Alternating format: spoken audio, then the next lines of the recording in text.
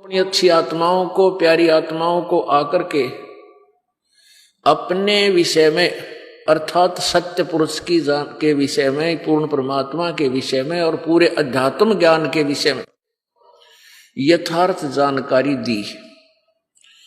उन महापुरुषों को परमात्मा सतलोक लेकर गए, अपनी यथार्थता से परिचित करवाया, फिर उनकी आत्मा को वापस उन्हीं के शरीर में छोड़ दिया। उसके उपरांत उन महापुरुषों से एक वचन ले लिया था कबीर देव ने कि अभी इस ज्ञान को, यथार्थ नाम को और इस मूल ज्ञान को जनसाधारण तक अभी नहीं देना। क्यों नहीं देना? कि ये नकली गुरु, नकली संत, नकली महर्षि इस ज्ञान से परिचित होकर के इस ज्ञान का ढंडोरा पीटना शुरू कर देंगे और इनके पास नाम नहीं होगा। जो वास्तविक मंत्र है, यदि उसका भी इनको पता चल गया तो ये नाम भी वही देने लग जाएंगे। तो इनके द्वारा दिए गए उन मंत्रों का लाभ प्राणी को नहीं होगा, क्योंकि ये अधिकारी नहीं है और अधिकारी के बिना वो मंत्र काम करे को नहीं। तो उन पुण्यात्माओं में से कौन कौन है जिनको परमात्मा का साक्षात्कार हुआ? आदरणीय धर्मदास साहिब जी, आदरणीय मलुकदास साहिब जी, आदरणीय दादू दास साहिब जी, आदरणीय घीसा दास साहिब जी, आदरणीय नानक दास साहिब जी, आदरणीय गरीबदास साहिब जी, इतने महापुरुषों के बारे में इस दास को जानकारी है जिनको परमात्मा मिले और उनको यहां से उनकी आत्मा को लेकर के सतलोक गए, सचखंड गए और वहां यहां के पूरे ब्रह्मांडों का पूरी व्यवस्था जानकारी से परिचित कराया और फिर सतलोक लेकर गए जहां परमात्मा विराजमान थे और वहां से चलकर आए थे। उनमें से एक महापुरुष के विषय में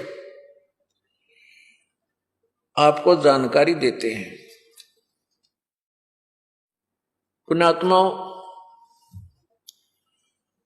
अभी तक किसी भी संत के विचार देख लो, किसी भी ऋषि महर्षि के अपना अनुभव की पुस्तक देख लो, सभी ने यही कहा है कि परमात्मा, परमेश्वर वो तो निराकार है। और ऐसे ही ये सतलोक का ठेका ले रहे हैं राधा स्वामी पंथ और धन धन सतगुरु पंथ, ये सच्चा सौदा सरसा वाले, जगमाल वाली वाले और ये ठाकुर जी महाराज वाले, ये जय गुरुदेव वाले, ये सारे एक के कुएं का पानी है। इनमें सब एक ही ज्ञान है। वो घिसे पेटे नाम, वो घिसे पेटी दंत कथाएं। तो ये सभी कहते हैं कि परमात्मा निराकार है और सतलोक में सतपुरुष का केवल प्रकाश ही प्रकाश है और आत्मा सतलोक में सतपुरुष, निराकार सतपुरुष में ऐसे समा जाती है जैसे बूंद समुद्र में। पुण्यात्माओं, ठीक है, श्रद्धालु लोग बहुत भोले होते हैं, उनमें उनके माइंड में ऑब्जेक्शन नहीं उठता, क्योंकि जो संत बात कहते हैं उनको वो सत्य ही मानते हैं, इसलिए उनके दिमाग में कोई ऑब्जेक्शन नहीं था।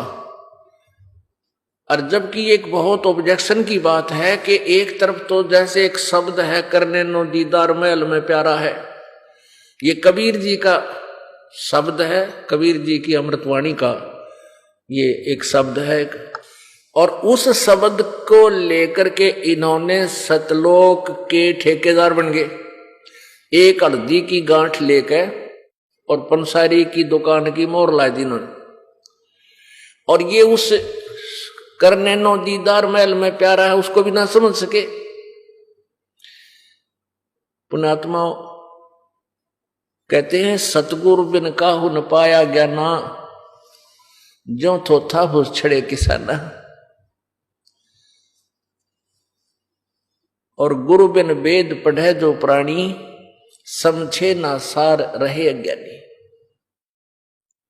अब विचार करने की बात है।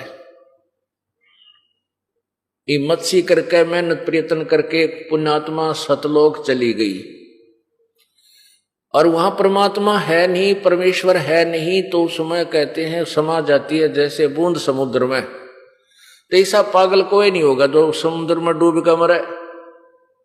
इतना मूर्ख कोई एकादा हो गया उसमें डूबने के लिए जावे नहीं। अब जैसे किसी लड़की के लिए कोई बच्चा लड़का देखा, उसका विवाह की तैयारी की, उस लड़की को ये बताया जाता है कि तेरा पति है, गांव घर में चर्चा चलती है, ऐसा सुंदर लड़का है, ऐसे उसके व्यवसाय है, इतने मकान है। तो उस लड़की के उमंग उठती है कि मेरा पति, मेरा भावी घर ऐसा ऐसा है, तो उसका चाह चढ़ता है वहां जाने का। और यदि उसको ये बतावे कि वहां घर तो है पर तेरा पति निराकार है, वहां कोई है नहीं, तो उस बालक के चाह उठ चढ़ेगा कि टिंडे लेने जाएगी फिर वहां वो। अगर सतलोक में भगवान नहीं है और वो प्रकाश से प्रकाश है तो क्या करेंगे उड़े जाकर हम? इसे अनाथ यहां पर, इसे अनाथ वहां पर। अरे जिसके दर्शन मात्रते हैं आत्मा गदगद हो। क्या कहते हैं, श्वेत छतर सिर मुकुट विराजै देखत ना उस चेहरे नु। जिन्होंने परमात्मा देखा, जिन्होंने परमेश्वर का साक्षात्कार हुआ, उन्होंने परमात्मा को साकार मनुष्य जैसा बताया।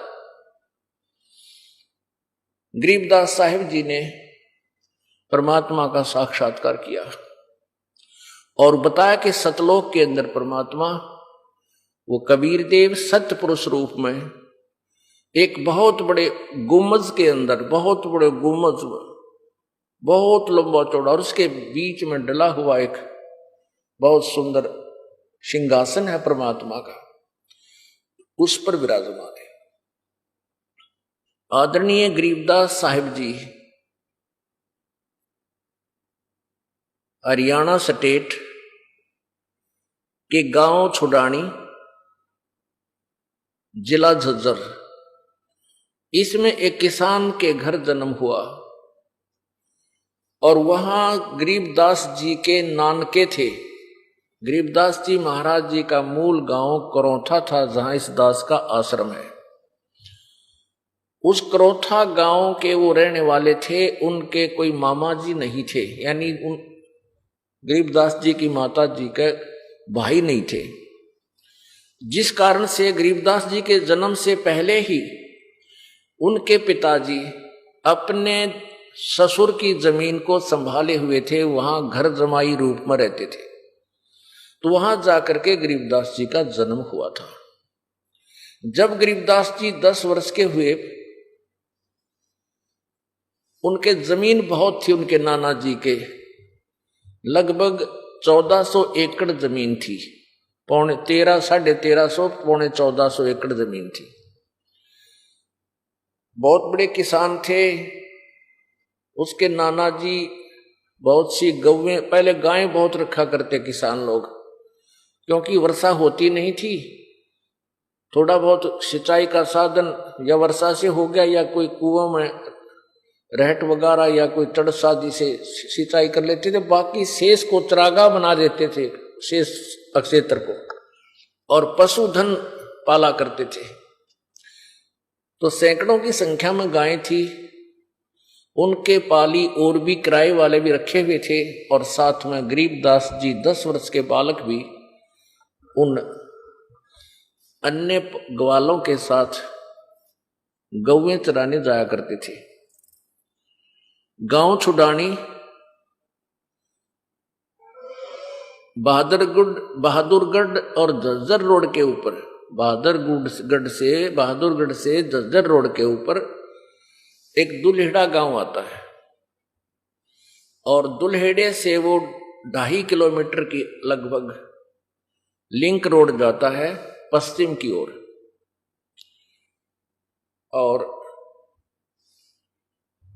उधर से एक कबलाना गांव है जो उसकी सीमा लगती है। वो दुल्हेड़ा गांव से झज्जर की तरफ 2-3-4 किलोमीटर चलने के बाद ऐसे टेढ़ा आ जाता। उधर से भी कबलाना गांव की जो सीमा छुडानी गांव से मिलती है, तो वो सीमा गांव छुडानी से लगभग 1.5 किलोमीटर की दूरी पर है। वहां गरीबदास जी महाराज जी के अपने खेत थे, वहां पर गऊ चरा रहे थे। वो परमात्मा जो बनारस में 120 वर्ष तक जुलाहे की भूमिका करके और सह शरीर आए थे, बालक रूप धारण करके, और सह शरीर गए थे, हजारों की संख्या में गवाह थे जाते समय। सन 1518 में वो परमात्मा सह शरीर सतलोक गए थे, और सन 1727 में यानी 209 वर्ष लगभग उपरांत वही परमात्मा सतलोक से चलकर आए, वो कबीर धानक, वो कबीर जुलाहा, एक जिंदा महात्मा का रूप बनाकर। जिंदा महात्मा होते हैं, मुसलमानों के अंदर फकीर होते हैं जो एक काला सा ओवरकोट पहनते हैं जिसको चोला बोला है, और सिर के ऊपर भी ऐसा ही एक गोल सा टोप काला ही पहनते हैं, ऐसे बड़े से चोटे का। तो ऐसी वेशभूषा वाले को जिंदा महात्मा कहते हैं। दाढ़ी बड़ी हुई होती है, दाढ़ी बड़ी होती है। इस वेशभूषा में फाल्गुन सुदी द्वादशी के दिन में लगभग 10 बजे उधर से सभी वो ग्वाले अपनी गायें चरा रहे थे, और दोपहर 10 बजे से उन्होंने सोचा कुछ आहार कर लेते हैं। वो आहार कर रहे थे।